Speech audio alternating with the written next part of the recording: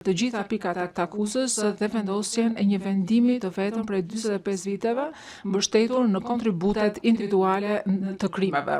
Këto krime janë krime lufte dhe krime kundër njerëzimit dhe janë të rënda në natyrë. Ne i qëndrojmë asaj që kemi përshkruar në dosjen tonë që ne i qëndrojmë faktit që ne kërkojmë dënimin e personave konkret. Pra ne nuk kërkojmë një dënim për shtapin e përgjithshëm, por për persona konkret. Ndërkohë, ZPS-ja kërkon vendim dënimi për të gjitha pikat e akuzës dhe vendosjen e një vendimi të vetëm prej 45 viteve mbështetur në kontributet individuale të krimeve të bëra ose të kryera nga secili prej personave, Hashim Thaçi, Kadri Veseli, Recep Selimi dhe Jakub Krasniqi. Këto krime janë krime lufte dhe krime kundër njerëzimit dhe janë të rënda në natyrë.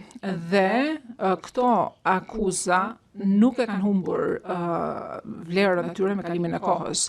Vazhdojnë të mbeten ende shumë të rënda. Për pjesën tjetër të kohës që kemi në dispozicione si prokurori, kolegët e mi do të vazhdojnë që të diskutojnë për përgjegjësinë e të akuzuarve për krimet akuzuara në akt akuzë. Së pari, zoti Tigër dhe zonja Losën do të diskutojnë planin e të akuzuarve për të fituar dhe të ushtruar kontroll në gjithë Kosovën dhe hapat kriminal të kryer për të eliminuar oponentët dhe për të arritur qëllimin e tyre.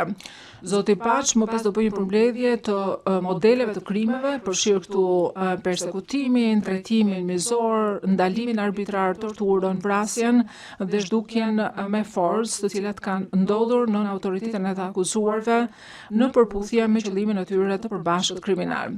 Zoti Kuik më pas do diskutojë për strukturën dhe funksionimin e shtapit përgjithshëm dhe të UÇK-s gjatë periudhës së akt akuzës. Zoti Kuik më pas do të flasë rreth krijimit të qeverisë përkohshme të Kosovës dhe se si kjo i ka dhënë të akuzuarve një shtysë paralele dhe shtesë me cilën do të ekzekutonin qëllimin e tyre të përbashkët kriminal. Së fundi, zoti Holing do të diskutojë lidhur me elementët e përgjegjësisë individuale kriminale.